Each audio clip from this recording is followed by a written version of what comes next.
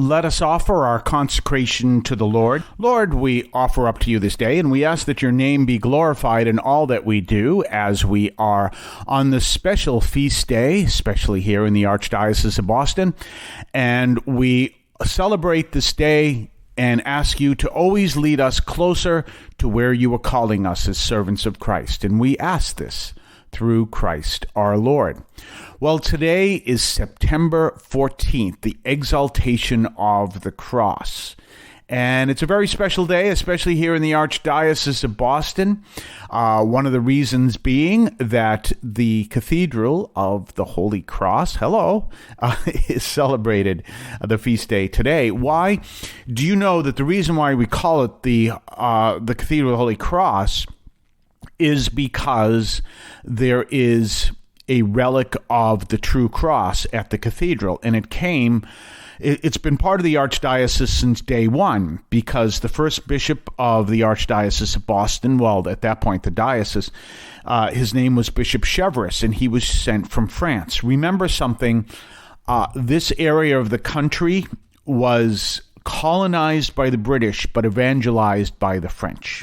So understand that. So it was the French who evangelized, who brought the Catholic faith to this area of the country.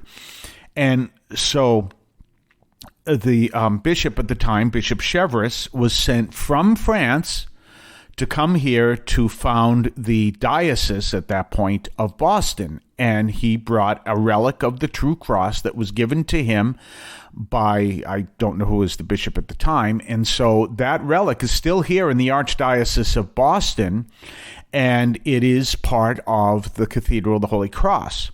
So we have a relic of the true cross there. So it's very powerful. And so today is the feast day of the exaltation of the cross. Now, you may or may not know this, just to show you how the Lord works. There was a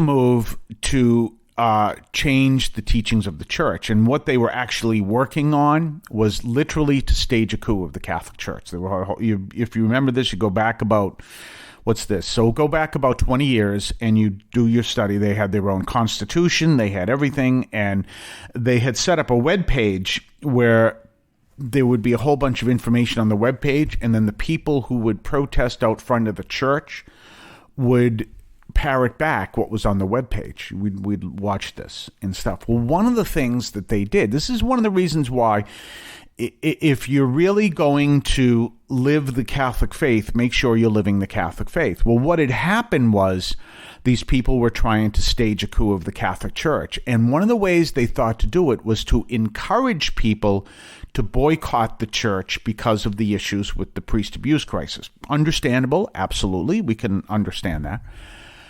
However, the date they picked was a different date. I think it was 2 weeks after this particular date. It fell on a Sunday, and I'm like, that doesn't make any sense.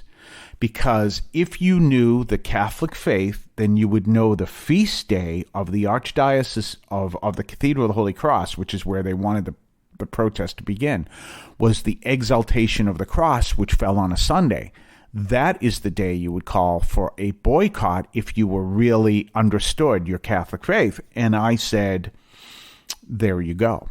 There's something there. And sure enough, we later found out, I'm not going to say who these people were. They were involved in trying to stage a coup of the church. Very well known. Some of them major figures in the media, some of them major figures in politics, some of them major figures in the universities.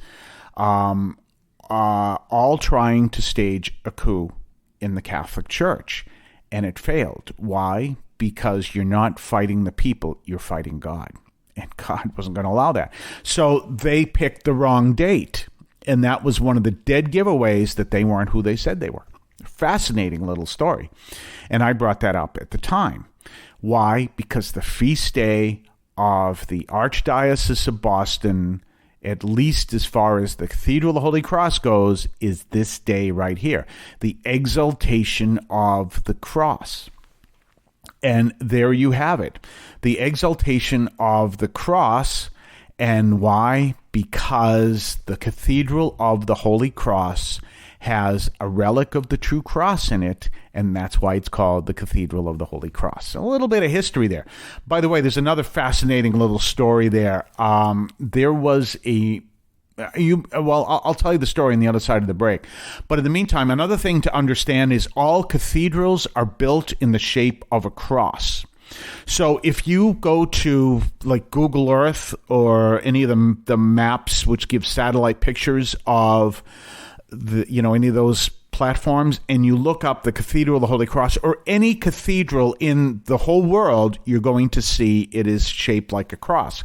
And I used to do a scavenger hunt to kind of teach confirmation. I used to do that in the cathedral. And I used to say one of the things they had to find was the largest cross in New England. And they'd be looking all over the place, and they're looking all over the place. And finally they go, "We're standing in it." And I go, "Yep, it sure is. It's the largest cross in New England," because all cathedrals are built in the shape of a cross. One of the most fascinating cathedrals is the one in San Francisco. I forget the official name of the cross, the cathedral. The shape of the cross is at the very top, and it comes from a very wide bottom and works to this very, very thin, small top, and it has the shape of a cross. That's in cathedral. You could also look that up on your particular map's website. And I'll talk to you about what people say about that on the other side of the break. You're listening to St. Anthony Overnight from St. Anthony Parish in Allston, Massachusetts, right here on WEZE. We'll be right back right after this. I want to call your attention to Catholic TV, which offers great faith-filled, family-friendly programming 24 hours a day. You can find your cable channel at www.getcatholictv.com, and you can watch online on the free apps or check out the YouTube channel. Daily Mass, Rosaries, the Divine Mercy Chaplet, and the Our Lady of Perpetual Help Novena are all available online and on demand. Check out CatholicTV.com. And don't forget our own website, CatholicAudiomedia.com, CatholicAudiomedia.com. I'm going to be doing more stuff, even more stuff on Substack if you want to subscribe over there. It doesn't cost anything. I may do another part of it. A lot of people do a free element of it and a paid element of it just to kind of support the parish. But all the stuff that I do that you like over there and everything will never cost you anything. It'll actually more kind of an advisory service on the other side, but that's something else. And that would be to support the parish. Anyway, CatholicAudiomedia.com.